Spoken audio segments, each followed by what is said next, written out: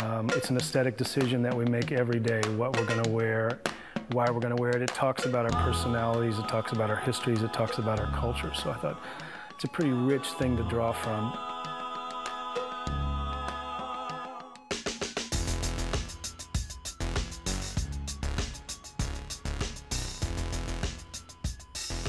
Yeah, the project's called Clothes Stories.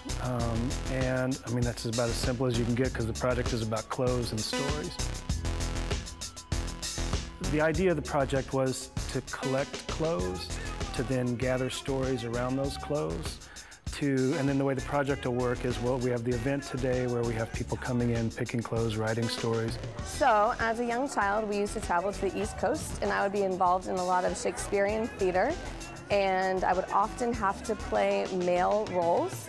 And so I was initially drawn to this shirt because it was symbolic of the male role that I had to embrace as a young child in order to be involved in theater. Picasso said it's the viewer that finishes the painting. And I really believe that. You know, when I make something, generally I don't believe that the art resides in the thing that I've made. It resides in the experience that people have. And even more so, it resides in the moment that after they have had that initial experience when they're at home and they look in their closet and suddenly they pull out a garment and they think about it in a different way. To me, that's the art moment. My grandpa on my mom's side died before I was born in a car wreck. Now I have a fantasy grandpa. I decide what he's like and what he would give as advice. He would wear this jacket. You know, East is usually about people getting out to go see work that other people have made and see their studios, and that's exciting. I think there's nothing more exciting than seeing an artist, where an artist works, really. But I wanted the people who come today to participate to also feel like they're making art and go through the whole process of making art, where you make a decision about a material, in this case clothes, and then you interact with that material where you write a story. And then you take that and you put that on public display.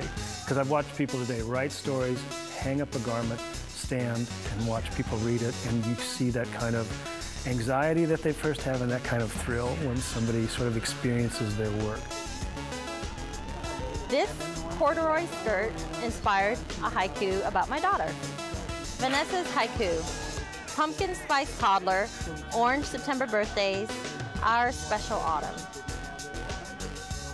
I'll take all of those clothes, each garment will be photographed, the stories will be cataloged, that will go into a website, so every garment will have a number, and there'll be tags made, and when people look at that tag in the garment, they can refer to the website, find their clothes, read the story, and then add new stories, which hopefully will just continue to grow, change.